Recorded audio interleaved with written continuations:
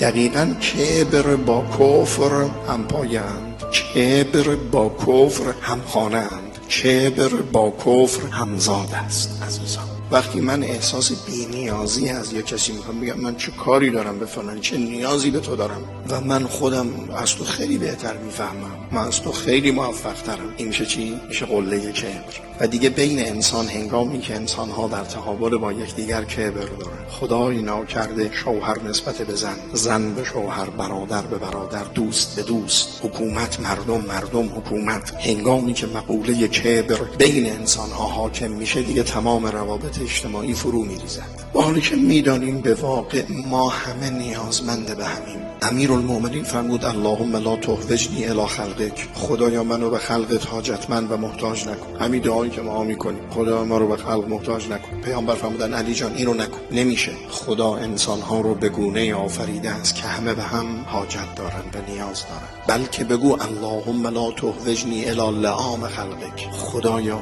منو محتاج خلق پستت نکن. خدایا من نیازمند به انسانهای پست نباشم. اینطور دعا کن.